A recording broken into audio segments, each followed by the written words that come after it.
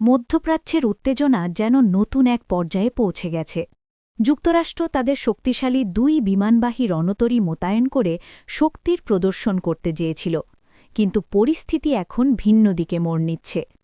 শুরুতে মনে হয়েছিল বিশাল নৌবহর নিয়ে যুক্তরাষ্ট্র ইরানকে চাপে ফেলবে, বিশেষ করে ইউএসএস অ্যাব্রাহাম লিঙ্কন এবং ইউএসএস জেরাল্ড আর ফোর্ড, এই দুটি রণতরীকে কেন্দ্র করে এক বিশাল সামরিক শক্তি প্রদর্শন করা হয়।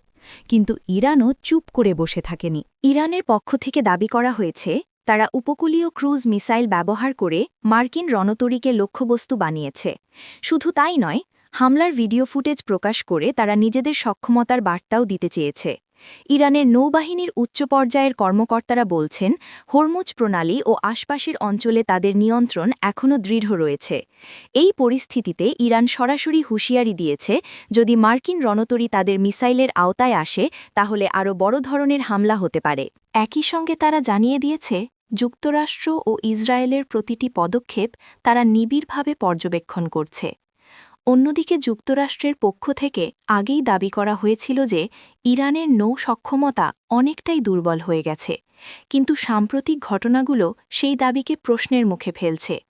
বিভিন্ন বিশ্লেষক বলছেন, ক্রমাগত চাপের কারণে মার্কিন রণতরীগুলোর নিরাপদ দূরত্বে অবস্থান নিতে বাধ্য হচ্ছে। এমনকি আরেকটি গুরুত্বপূর্ণ তথ্য সামনে এসেছে, সহযোগিতার জন্য আসা একটি রণতরীতে আগুন লাগার ঘটনায় বড় ক্ষতি হয়েছে বলে দাবি করা হচ্ছে।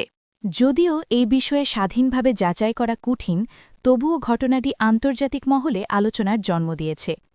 এদিকে যুক্তরাষ্ট্রের রাজনৈতিক মহলেও ভিন্ন সুর শোনা যাচ্ছে। দেশটির শীর্ষ নেতৃত্ব ইঙ্গিত দিচ্ছে যে এই সামরিক অভিযান হয়তো দীর্ঘস্থায়ী হবে না। আলোচনা ও সমঝোতার সম্ভাবনাও সামনে আসছে। তবে এখানেই শেষ নয়। ইরান ইতিমধ্যে একটি প্রস্তাব প্রত্যাখ্যান করেছে, যাকে তারা অতিরঞ্জিত বলে উল্লেখ করেছে। ফলে প্রশ্ন থেকেই যাচ্ছে, এই উত্তেজনা কি যুদ্ধের দিকে যাবে নাকি আলোচনার মাধ্যমে সমাধান হবে।